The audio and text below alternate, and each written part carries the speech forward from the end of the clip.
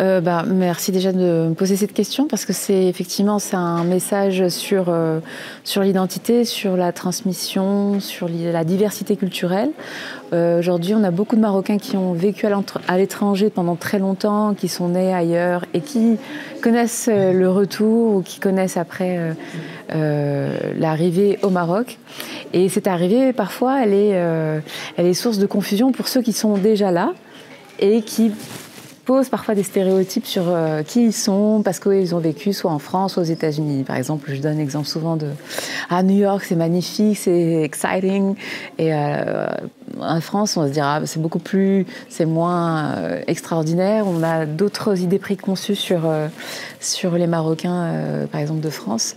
Et donc l'idée, c'était vraiment de revenir sur ce sujet pour déconstruire des stéréotypes à travers mon expérience personnelle, parce que moi je suis née, j'ai grandi à Paris, j'ai vécu à New York et j'ai connu la vie au Maroc. Donc voilà.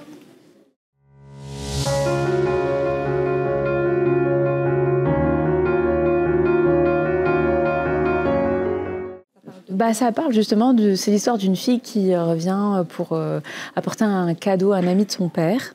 Et c'est une fête mondaine et elle sait très bien que revoir les amis de ses parents, c'est à chaque fois les mêmes questions. Alors, qui es-tu? Qu'est-ce que tu fais dans la vie? D'où tu viens? Alors, tu es installée définitivement? Et elle se dit, mais c'est pas possible en fait. Je ne sais pas si je vais être définitivement installée au Maroc. Je ne sais pas pourquoi New York c'est si extraordinaire, pourquoi Paris. Mais ça parle pas que de ça. En fait, c'est ça. C'est l'identité au sens large. C'est-à-dire que l'idée, c'est plutôt de se dire qu'on va parler de l'identité à travers la perception de l'autre. Et l'autre, on nous pose toujours dans une case. Ok ? Donc, par exemple, si je dis que je suis de tel milieu bourgeois, forcément, on va s'imaginer que je suis snob. Si je suis d'un milieu peu éduqué, on va se dire peut-être que elle va pas comprendre certaines choses sophistiquées. Enfin, j'essaye vraiment de débloquer tous certains stéréotypes à travers, voilà.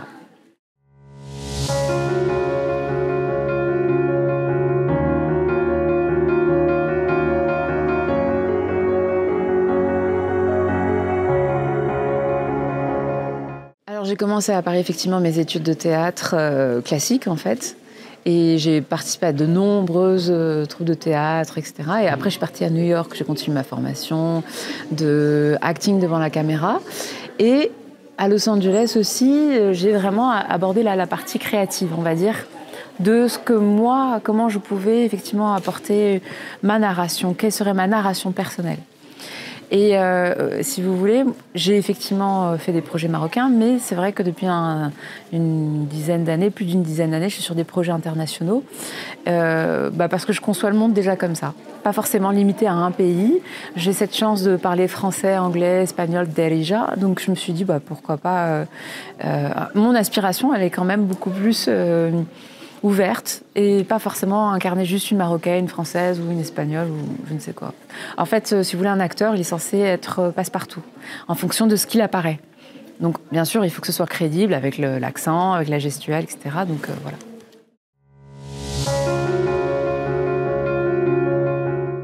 L'acting, c'est tout simplement venu parce que j'étais à la fin de mes études de droit. Ma sœur me dit, il y a une école de théâtre qui est en porte ouverte. Je sais que tu as toujours voulu faire du théâtre.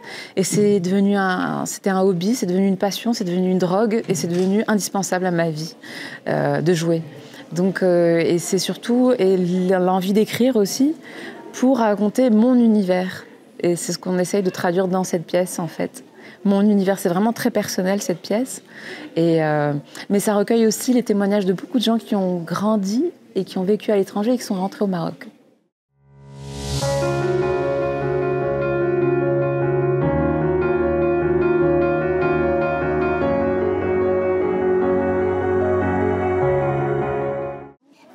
Forcément, on apporte sa vision, sa sensibilité sur certaines choses, certains événements de notre vie qui nous ont marqués. Donc après, tout dépend de savoir quelle est la fiction, quelle est la réalité. Mais c'est vrai que c'est toujours notre perception à travers une narration. Là, j'ai envie de tourner en dérision beaucoup d'idées reçues sur les Marocains du monde, etc. Donc c'était vraiment ça le point. Mais pas que ça. puisque c'est aussi déconstruire l'identité de l'acteur. L'acteur, il doit toujours dire oui, jamais dire non. Dans une production, il doit toujours être agréable, forcément, mais c'est vraiment déconstruire certaines réalités. Certaines réalités qu'on imagine sur certaines professions, sur certaines même origines sociales, culturelles. Donc voilà, je m'amuse avec ça. Et tout ça tourné en musique pour alléger la chose, comme on dit. Parce que je pense qu'on vit toujours en musique, en vrai. On est toujours entouré. Et ces sources de musique, elles viennent de différents horizons. Par exemple, on est au Maroc, mais on va écouter... Il y a plein de gens qui connaissent très très bien la culture Bollywood. Les films de kung-fu quand on était gamin, les films, la musique américaine, le gospel ou le blues, la musique latino, parce qu'effectivement il y a une partie très très importante de musique latino, parce que le personnage féminin principal dans cette pièce, et ben à un moment on va travailler dans un bar, un restaurant branché de musique latino, donc je m'amuse avec tout ça parce qu'on est toujours entouré de musique, voilà.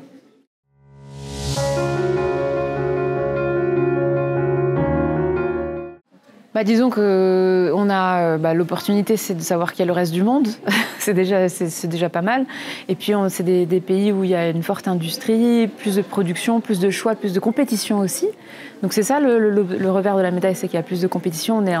Quand je passe une audition sur une production anglo-saxonne, il y a tout le reste du monde parce que c'est beaucoup plus structuré comme industrie. Et donc la compétition est plus longue. Par exemple, sur le film de Zodi et Théu, Frères du désert, d'Éric Barbier, que j'ai tourné...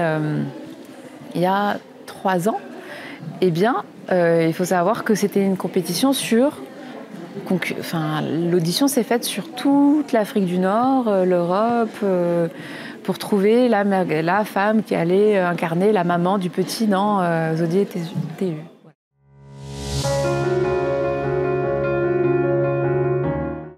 Je pense que déjà les femmes dans le milieu urbain, son regard par rapport à l'homme, rentrer un peu plus dans l'histoire de la femme, mes versions urbaines avec ses contradictions. Je sais pas, par exemple au Maroc, on adapte le discours en fonction avec qui on va parler, etc.